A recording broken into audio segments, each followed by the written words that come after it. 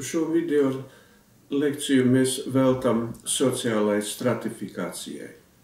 Sociālā stratifikācija ir iedalījums, sabiedrības iedalījums dažādās sociālās grupās, jeb stratos. Pārējais laikmetā mainās šī stratifikācija. Pārējais laikmetā rodas jaunas sociālās grupas, kuras kļūst dominējošas, iznīcina, retušē citas sociālās grupas, kuras nonāk marginālā stāvoklī.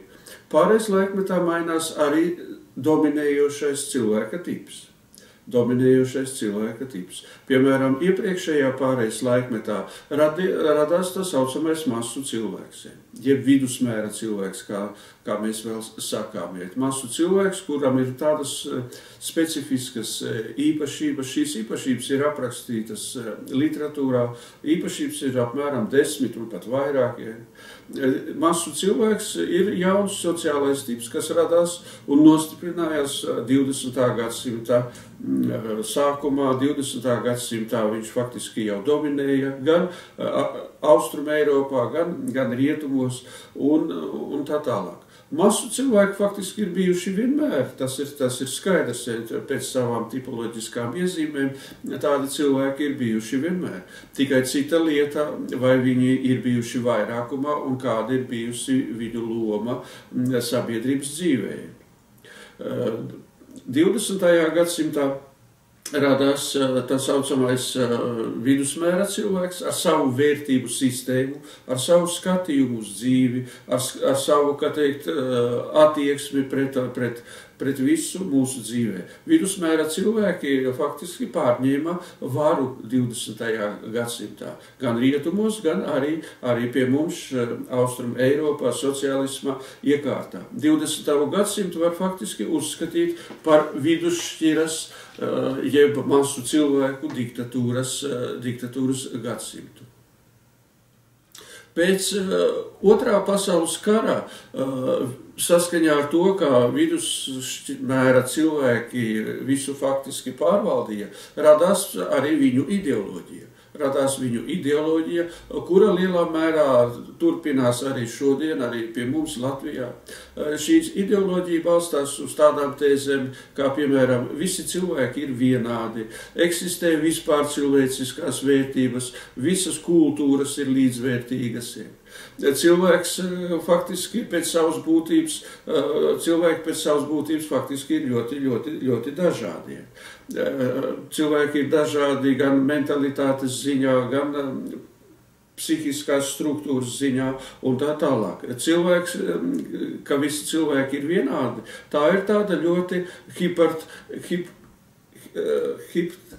hipertrofēta politkorektuma izpausme 20. gadsimtā un arī mūsdienās. 20. gadsimtā viena no tādām vidusmēra cilvēku ideoloģijas tēzēm bija saistīta ar tā saucamo Maltusa principu, kā nekontrolējama dzimstība var novest līdz badam un tā tālāk. Runa ir par dzimstības saistību ar cilvēku, kā teikt, likteni uz planētas. Vidusšķiras kritēriji ir zināmi, tie ir principā tie paši, kas vidusmēra cilvēku kritēriji. Vidusšķiru faktiski radīja bagātnieki un iznīcināja veco bagātnieku grupu. Mūsdienās, mūsu pārējais laikmetā, rodas jauna tipa cilvēki, jauna tipa sociālās grupas. Mēs zinām, kā viņus sauc. Mēs arī Latvijā runājam par jaunajiem latviešiem, jaunajiem krieviem un tam līdzīgi. Rietumos ir tāpatās, jo finansisti, finansu kapitāla galvenie varoņi, protams, ir jauni cilvēki. Pasaules mērogā par to ļoti uzskatām liecina, piemēram, dažādi statistiskie materiāli par to, kam pieder īpašumi. Ir zināms, ka aizvadītajos dažos gadu desmitos ļoti lielā mērā ir pieaudzis gados jaunu miljonāru, miljardieru skaits, jahtu, pīļu un citu vērtību īpašnieku skaits. Vidusšķira, no kuras izauga šie alkātīgie un faktiski, kā mēs šodien redzam, arī antisociālie, antipatriotiskie, antivalstiskie elementi, kuriem interesē tikai nauda un labākajā gadījumā transnacionālas vērtības, finansu, kā teikt, darbībā, ekonomiskajā darbībā. Visa šī jaunā grupa izmainīja pakāpeniski visu cilvēku dzīvi. Radīja to, ko mēs saucam par patērēšanas sabiedrību. Jo faktiski šī jaunā cilvēku grupa, šī jaunā cilvēku daļa strādāja un visu izveidoja saskaņā ar principu, jo vairāk patērē, jo labāk ir ekonomikai. Patērēšanas iespējas it kā liecinot par sociālo taisnīgumu un tam līdzīgie. Vidusšķiras pārstāvji, enerģiskākie pārstāvji, jau mūsu pārejas laikmetā tipiskākie pārstāvji, dominējošā strata pārstāvji, savā laikā izdomāja, ka var radīt tādus produktus, kuros jau ir ieprogrammēts tā saucamais tehnoloģiskais brāķis. Proti attiecīgā produkcija darbojas zinām laiku, un pēc tam ir jāizmet, teiksim, telefons darbojas tikai kādu laiku, un tad ir jāmaina, vispār jāmaina un jāpērk jauns telefons, jo attiecīgās detaļas nav nomaināms.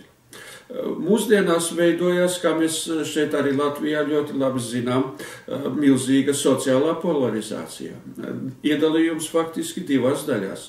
Sabiedrība grupējas divās daļās - bagātajos un nabadzīgajos. Tas arī ir saistīts ar šī jaunā sociālā strata veidošanos, ar to, ka mūsdienu pārejas laikmetā rezultātā radās šī antisociālā, antipatriotiskā, antivalstiskā cilvēku grupa, kura pārņem visus dzīves segmentus. Politiskajā jomā, ekonomiskajā jomā, izglītībā, zinātnē. Kas vēl ir ļoti raksturīgi mūsdienās, viss ātri mainās. Viss ātri mainās un jaunbagātnieku iespējas arī ātri mainās un kļūst arvien, kā teikt, intensīvākas, arvien rezultatīvākas, un izmaiņas notiek ļoti, ļoti strauji. Mūsdienās runājot par šī jaunbagātnieku strata, jeb sociālās grupas izveidošanos, aktualizējas jautājums par oligarhiju. Cilvēces vēsturē, rietumu civilizācijas vēsturē, oligarhijas jautājums faktiski bija aizmirsts. 20. gadsimts lielā mērā pagāja bez oligarhijas jēdziena. Oligarhijas jēdziens aktualizējās 20. gadsimta otrā pusē, kad vara saplūda ar naudu. Un tas notiek arvien krasāk, arvien izteikāk. Austrumeiropas zemes principā uz to balstās zakšana, krāpšanās, šī privatizācija noveda pie pilnīgi jauna, tāda stāvokļa, kuru mēs raksturojam ar jēdzienu oligarhijai. Šī oligarhija sevi pati arī dēvē noteiktos jēdzienos. Ir atsevišķas valstis, kurās viņa sevi dēvē par kreatīvo šķīru, ka viņa ir tā radošā, noteicošā šķīra un tādējādi. Kas vēl ir noteikti pieminams runājot par sociālo stratifikāciju? Kā jau es teicu, sabiedrība pakāpeniski ir nodalījusies un nodalās, un tas noteikti turpināsies divās lielās grupās. Jaunbagātniekos un, varētu teikt, jaunajos nabagos. Tas, kas bija 20. gadsimtā klasiskais vidusslānis, vidusšķira, par ko sapņoja arī Latvijas Tautas frontes līderi savā laikā, ka mums ir jāizveido spēcīga vidusšķira, uz ko var balstīties un uz ko balstās jebkurā valsts. Tas tagad ir, protams, mīts, un tā jau ir tāda virtuāla nerealitāte, ja tā drīkstam teikt. Jaunie nabagi. Kas ir jaunie nabagi? Jaunie nabagi faktiski ir tā pati vidusšķira, kura ir iedzīta vēl lielākā nabadzībā. Vidusšķira tā ir inteliģence, tie ir cilvēki ar augstāko izglītību. Šie jaunie nabagi faktiski tagad ir kļuvuši arvien, kā teikt, nabadzīgāki, un viņu dzīves līmenis ir ļoti ievērojami samazinājies. Tā tas ir gan Amerikas Savienotajās valstīs, Rietum Eiropas valstīs, tā tas ir arī pie mums. Jūsu priekšā sēž profesors, kura dzīves līmenis, protams, pilnā mērā atbilst jauno nabagu kritērijiem. Kas vēl ir jāsaka, runājot par šiem jaunajiem nabagiem? Šie jaunie nabagi, atšķirībā no vidusšķiras, 20. gadsimta klasiskās vidusšķiras, zaudē spēju pretoties, zaudē sociālo mobilizāciju, pretoties sociālai nevienlīdzībai, sociālai netaisnībai, zaudē spēju pretoties darba devēju nekaunīgumam, darba devēju cinismam, zaudē spēju pretoties eksploatācijai. Kādēļ tas tā notiek? Iemesli ir vairāki. Viens no tādiem iemesliem ir tas, ka kapitālisms ļoti strauji attīstās, un viens no iemesliem ir arī saistīts ar interneta lomu, ar komunikācijas iespējām. Cilvēki gūst it kā mierinājumu, sēžot pie interneta, sēžot komentāros, čatos, sociālajos servisos. Tā ir tāda ļoti specifiska parādība mūsdienās, jo internets sagādā zināmu psiholoģisko kompensāciju mūsu vēlmēm, mūsu nepiepildītajām ilgām, un mēs zaudējam spēju iziet uz ielas un pretoties. Tiesa, rietumos, kā mēs redzam, notiek nepārtraukti protesti pret nabadzības palielināšanos, pret dzīves līmeņa pasliktināšanos. Rietumu cilvēki ir joprojām lielā mērā vēl aktīvi, tie pamatā vidusmēra cilvēki, kuri protestē šodien Spānijā un citās valstīs. Pagājušā gada rudenī es pats redzēju milzīgu studentu un pasniedzēju demonstrāciju Barcelonā.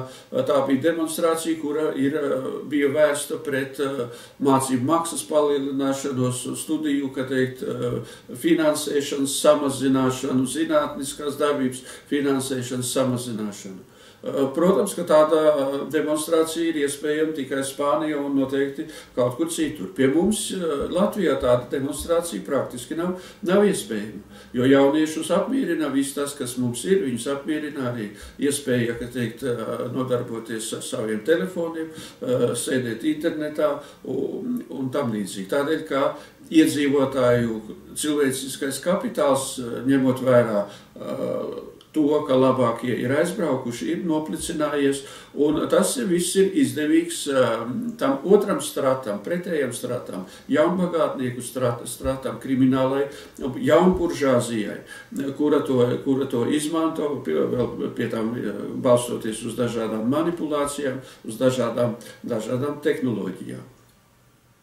Jauno nabagu mentalitāte nostiprinās šodien arī tāpēc, ka internets rada, kā varētu teikt, individualizāciju. Internets ļoti lielā mērā veicina to, ko sauc par individualizāciju. Tas ir tas, kad cilvēks faktiski domā tikai par sevi. Viņam neinteresē vairs kopīgas intereses, sociālā problemātika, individualizācija. Cilvēks kļūst superpatstāvīgs, un šī superpatstāvība faktiski nelabvēlīgi atsaucās uz sociālo aktivitāti. Labākajā gadījumā individi apvienojās interešu grupās, jeb subkultūrās, savā starpā apmainoties ar informāciju, dzīvojot savā subkultūrā, savu interešu, kā teikt, lokā. Tas arī nav labi, jo šīs subkultūras arī ir zaudējušas spēju pretoties visai tai jaunajai, ļoti reakcionārajai sociālajai stratifikācijai, kas šodien nostiprinās. Subkultūras balstās uz tīkla struktūru, tām nav vertikālas hierarhijas, nav centra, un tīkla cilvēks faktiski arī tādējādi kļūst amorfs cilvēks, viņš ir infantīls cilvēks, viņš nezina, uz ko paļauties. Pēdējais, par ko noteikti ir jārunā šodien, ņemot vērā sociālo stratifikāciju, ir pilnīgi jauna hominīdu tipa veidošanos, postcilvēku veidošanos. Par to jau ir sarakstītas grāmatas, par to ir daudz video materiālu. Arī es esmu par to rakstījis jau savos tekstos. Postcilvēka ģenēze, tas ir tas satraucošākais, kas notiek, bet tas ir process, pret kuru nevar pretoties, jo ir pilnīgi skaidrs, ka šī likumsakarība, ka pārējais laikmetā veidojas jauns cilvēku tips, noteikti saglabājās, un viņa saglabāsies arī turpmākie. Postcilvēku ģenēze šodien ir ļoti, ļoti izteikta, un postcilvēki, tāpatās kā savā laikā vidusmēra cilvēki, pārņem telpu, pārņem teritorijas, pārņem valstis, sāk visu šajā zemes kontrolēt. Es atstāju, ka teiktu, tādā retoriskā līmenī jautājumu par to, vai Latvija jau ir postcilvēku rokās, jeb vēl nav postcilvēku rokās. To es atstāju, ka teikt, noslēgumā atklātu, kā saka, retoriskā formā izsaku šo jautājumu. Paldies!